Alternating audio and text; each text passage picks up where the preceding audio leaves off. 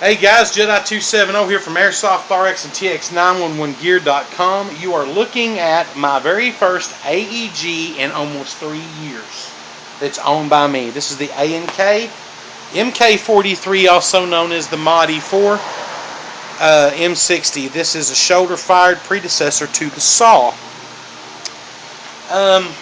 Why did I get this? Well, I got this from Zachary21, a faithful subscriber of mine and a very good friend, and he got my Kimber Desert Warrior in trade, a holster and a couple of other items, and I got this wonderful gun, a brand new box mag, smart charger, and I am running a 11.1 volt 15C LiPoly 4000 mAh battery in this setup, and like I said, brand new box mag, brand new wiring has been done to this gun. It's freaking awesome. The MOSFET on the front is shooting so damn fast that it's not really showing me any difference with this LiPo. I'm going to order a 9.6 because I'm afraid that the LiPo is going to eventually just rip my gearbox to shreds. And I can't rock on full auto on it. It has to go in bursts like you should on anyone. A good friend of mine, Chris Copeland from bunkerboxes.com, was looking at a picture of it along with my nephew on Facebook last night. We had a long conversation about this gun. So let's talk about the M60. In 1959, the M60 saw most of its action in the early days of the Vietnam War, all the way through the Vietnam War up until the 1970s. And even in the 80s when I served, the M60 was still there as our primary support weapon. The M60 had the capability of riding on board a vehicle or in a helicopter.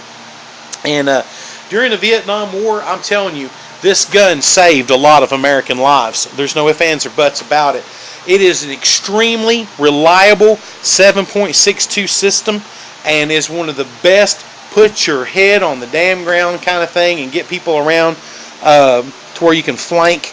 Our field has an old barn with an apartment over top of it with a swing out bay window, and we needed a support gun. And I'm a gas guy, man. I wanted it, so bad. But you know what? They're expensive, man. $2,000? Come on, I'm not paying $2,000 for a rifle or any airsoft gun for that matter. It's just not happening. Even with my connections as a retailer, I would be paying way too much for that gun. Even if I could find it where it's not discontinued and battle to get it in the country. Let's face it, Customs has a bad taste in their mouth for Inokatsu. And they need to get up off the cross because somebody needs the wood. But anyway, my sister, when she served, absolutely loved the M60. So let's talk about something real quick. This is a heavy gun. The one in the Vietnam era, the original M60 machine gun, you had a gunner and you had a support guy, and he was carrying another set of barrels and asbestos mitt and all the ammo, 100-round belt. This thing, you're looking at almost 30, 40 pounds rocking on it. I mean, it was extremely heavy in that year. This one's a little bit lighter. It's going to run anywhere from 20 to 25, maybe 30 pounds. And then when you put on a 100-round belt, you're adding a lot more weight. So you got to be some kind of man to run with this every day. The M60, like I said, was 7.62 chambered weapon. It was the only 7.62 chambered weapon we really had at the time. The only thing closest to it was the M14. And it was being phased out. And there may have been a couple of other ones out there, but as far as a shoulder-fired support weapon, this was it, baby. That's what we had. The Kalashnikov AK-47 is a shoulder-fired, magazine-fed assault rifle and a 7.62, but let's face it, I know Delta One's going to get pissed at me when he hears me saying this. The Kalashnikov was very cheaply made. It was made out of anything that they could frickin' find and stamp and mold and turn into a receiver and put it together. It is in my opinion that the AK-47 was the happiest accident in firearms. The AK-47 was not reliable as far as accuracy goes, and in my opinion, it wasn't until modern times where modern firearms makers actually got the AK-47 to where it was supposed to be. A reliable shoulder-fired 7.62 weapon with unbelievable accuracy. And one of the first people to do that was the Red Jacket crew in Louisiana with a 1,000-yard AK. Now, it's easy to say you can shoot an AK-47 out to 1,000 yards, but to get it to be a tack driver at 1,000 yards, When I saw that come up on my TV guide screen, I was like, whatever, never happened. Damn if they didn't do it. Red Jacket Crew, my hat's off to you on what you do with guns, man. It's freaking awesome. Can't wait till this next season. And I usually only get to see it on demand, so it's not on demand yet. But anywho, going right along. The M60 firing 7.62 was heavier. It wasn't as easy for one man to operate as the AK-47. Even though it was a belt-fed full automatic support machine gun, it still had better accuracy than the AK. An AK was all over the place. An AK was really nothing more than a machine gun, lightweight, and a bad machine gun accuracy at that. It wasn't good at all. It is a spray and pray weapon, and it wasn't until the days of Arsenal and other people that were putting out these newer modern AKs that you even get any kind of accuracy to marry up with the efficiency and the usefulness of the gun as it should be, and I'm glad they did. I am not a fan of an AK-47 no matter how well it's built. I just don't like them. I think they're ugly as crap, and that's part of my reason, but then again, that is my opinion. So the last thing I want to hear on one of my videos, guys, is one of these internet guru, professor, know-it-all of the world, Wizard of Oz. I'm this super high-speed, low-drag firearms trainer. You don't know what you're talking about. Jedi, you're an idiot, and you didn't serve in the Army, and blah, blah, blah, blah, blah, blah, blah. I'm tired of hearing it, okay? So what I'm doing now is I'm starting to delete people who give me a bunch of crap. I'm tired of hearing it. My military service has nothing to do with the videos I do for this company, nor does it have anything to do with my business standard and the way I do business. So if you guys don't like me, I'm so sorry. There are other videos out there to watch. You do not have to watch me, and I do not want you to if I do not suit you. Okay, so let's just get that out of the way. We're talking about other things. I also do not feel the need to prove anything to anyone. The only person I had to prove anything to when I went through the military or any branch of the military or any school was to myself and to my God. That's the only person I have anything to prove to. I will not jump through your hoops. Okay? So, like me or love me, here I am. This gun, man, is just flipping amazing, and I really, really love it. Love it. Very well made, all metal construction. The only plastic part you have is your integrated pistol grip on your front handguard, and then you have, of course, the plastic part here on your feed tray, and down here on your stock. Even the loading gate is there, guys, and it's just, it's just amazing. It's a beautiful gun. It's going to serve the purpose, and God help anybody that tries to run up on that building now, because somebody on Badger Squad is going to light you up. That's all there is to it. Badger Squad. 9 airsoft soldiers. That's us, baby. We mean business.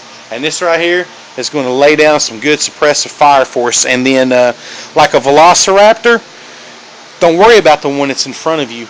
Worry about the 4 or 5 that are behind you and all around you. Because when you hear this thing barking, you're getting flanked. You're getting flanked. You're done for. Once that starts barking, it's over. All over but the crying. Thank you, Zachary21, for supplying me with this wonderful support weapon. And I gotta say, it's just great, guys. And if you have the opportunity to purchase the MK43 from A&K, definitely do so. It's worth every penny. It's a beautiful weapon. I've got some inert dummy ammunition coming in from BG Airsoft, Bowling Green Airsoft, and my good friend Mr. Thomas Grace is hooking me up there. Please go visit his website as well. We work hand in hand together. Are very good friends, and here in Western Kentucky, when it comes to airsoft, we're it. So, guys, I appreciate you watching it and visiting the website and buying from us. The full review of the King Arms GHK gas blowback rifle will be up this evening or tomorrow at some time. I'm uploading these from my phone. And to answer another question that I got in a private message, yes, this is a 1080p phone. I love the Android system. I love the fact that I can upload a video in like 5 or 10 minutes. This is a 10-minute long video right now, so it'll take me a little while to upload, but when I have a good Wi-Fi signal, it goes right through. I think it takes a wonderful picture. I do have an editing software on my phone. I just don't like going through all the crap of editing this and putting all these intros and swirly letters, and I'll just thank everybody from the beginning. From all of us over at Vertex Airsoft, TX911 Gear, Airsoft RX, I call this the Trinity of Airsoft. There is a Trinity Airsoft, by the way. I'm not trying to play on that. I'm just saying it's the Trinity, as in there's 3 of us. And I'd like to thank KWA, G&G Armament, King Arms, GHK, Bowling Green Airsoft, Mr. Thomas Grace, BunkerBoxes.com, A&K, SIMA, JG, just to name a few. GMPWOC, KWA, if I didn't say them already. And we thank you for watching. Please come over and watch our videos and subscribe. I have taken away the ability to rate my videos because of attacks outside of people who do not like me. And it doesn't bother me. I just take things away. I've also taken away the ability to comment openly on my videos. You can comment, but they are set to my approval. And the reason for this is a simple fact that it is my channel. This is a business, and I will not have the cursing. I won't have the hate, whether it be directed towards me or anyone else on my channel. It will not happen. It is mine to do with as I wish and as I please. So if it's a good comment, even if it's a negative comment about me, but it's done tastefully, I'll let it ride. But all this hateful crap that you guys post sometimes, you know who you are. It won't be there long. This is the Jedi 270 from Airsoft RX, TX911 Gear, VertexAirsoft.com. In affiliation with Bunker Boxes, BGAirsoft.com. We thank you so much for watching. And you guys come on over and check out the Airsoft RX Facebook page. We'll have deals up there. Also, I'd like to mention one more thing. We are taking donations for the new parking lot at Vertex and TX911 Gear. That's being done in like $5 donations. Please go on over to our Airsoft RX Facebook page or at airsoftrx.com or tx911gear.com for more information on that. We appreciate any donations that we can get because it is very expensive to do this in our parking lot at our walk-in locations. And we thank you guys so much for visiting us and patronizing us, and we love you all from our deep down in our heart. Thanks for watching.